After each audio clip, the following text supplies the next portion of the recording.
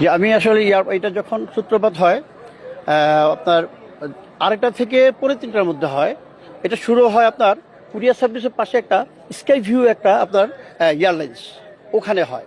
ওখানে হওয়ার পরে আগুনটা প্রায় 1.5 ঘন্টা ওইখানে স্টেবল হয়, ওইখানে থাকে, আগুনটাকে ছড়ায় না। এর মধ্যে ফায়ার ব্রিগেড চলে আসার পর আমরা যখন আগুনটা দেখি তখন আমি আবার কুরিয়ার সার্ভিসে একটা কুরিয়ার সার্ভিস ইনচার্জ, কুরিয়ার সার্ভিসে ঢোকার জন্য আমরা চেষ্টা করতেছিলাম, ফায়ার ব্রিগেড আমাদের ঢুকতে দিল না, বললো যে এখানে ঢোকা যাবে না বলে আমরা তাহলে আপনার আগুন নিয়ে ব্যবস্থা করেন। উনি বলে যে আমরা পারমিশন পাচ্ছি না সিভিলেশনের।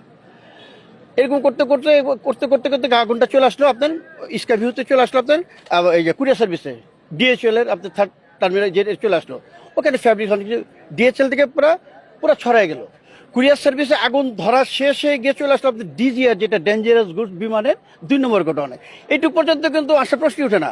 যদি আমরা ওইখানে ওটা ঠেকাই দিই, ওইখানে ঠেকানো হয় নাই, আগুনটা 1.5 ঘন্টা ওখানে ছিল। এরপর তাদের কোনো অ্যাক্টিভিটিস নাই বিতর্কিত।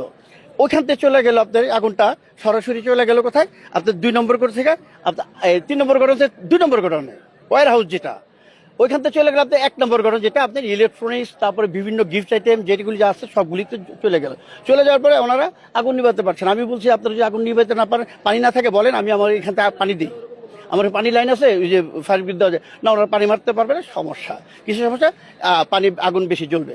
এভাবে জ্বলতেছে এখন পর্যন্ত জ্বলতেছে, কিন্তু এই কোনো প্রতিকার হয়নি। আর ভিতরে আপনার ক্যানোপি থেকে আগুন মারবে, গাড়ি বাইরে দিয়ে কিভাবে পানি মারবে? বাইরে থেকে একটা মশার ঢোকার জায়গা রাখে না, কারণ রেস্ট্রিক্টেড এরিয়া।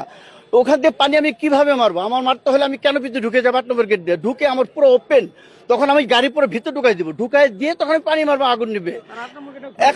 এখন আমরা যদি বাইরে থেকে ওয়াল দিয়ে বেষ্টনী দেওয়া, এখান থেকে আমরা ওখানে আগুন জ্বলতেছে, আগুন জ্বলতেছে দেখতেছি, এখান থেকে পানি মারলে তো কোনো লাভ হবে না। কিন্তু তারাও তা করে, এখনো কিন্তু আপনার ফায়ার ব্রিগেড সব বাইরে, আগুন এখনো জ্বলতেছে, তারা ক্যানোপিতে এখনো ঢুকে নাই, আগুন কিন্তু জ্বলতে নিপতেছে। হ্যাঁ, এইভাবে চলতেছে। আর তো আমরা যদি প্রথমেই ক্যানোপিতে ঢুকে আগে পানি মারতো, আমাদের ওইখানে বন্ধ হয়ে যেত, তাহলে আমাদের এখানে আর এতটুকু ক্ষয়ক্ষতি আসে না।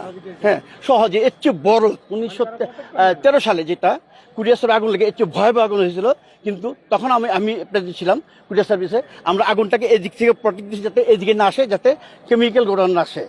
তখন কিন্তু আমরা পারছিলাম, এবার আমাদেরকে ঢুকতে দেওয়া হয় নাই, আমরা পাইনি, এবার কেউ পারে নাই। আগুন নিজ গতিতে জ্বলে পুরা ধ্বংস হয়ে গেছে, হাজার হাজার কোটি টাকা ধ্বংস হয়ে গেছে।